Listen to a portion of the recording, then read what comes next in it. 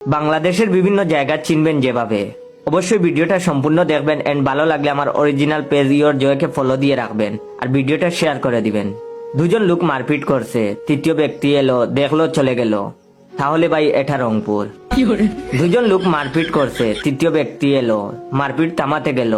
প্রথম দুজন এক হয়ে তৃতীয় লোককে ধরে পিটিয়ে দিল। বুঝবেন ভাই আপনি কুমিল্লায় আছেন। দুজন লোক মারপিট করছে, তৃতীয় ব্যক্তি এলো, বলল আমার বাড়ির সামনে মারপিট করো না, অন্য কোথাও যাও। ভাই আপনি খুলনায় আছেন।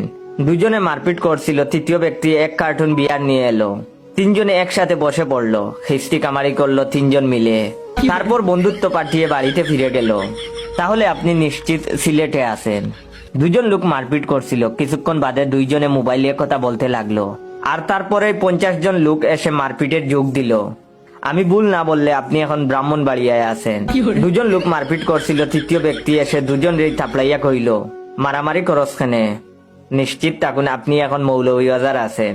দুজন লোক মারপিট করছিল, তৃতীয় ব্যক্তি এসে কোনো কিছু না বুঝেই প্রথম লোকের সাথে মিলিয়ে দ্বিতীয় লোককে ধরে পেটাতে লাগলো।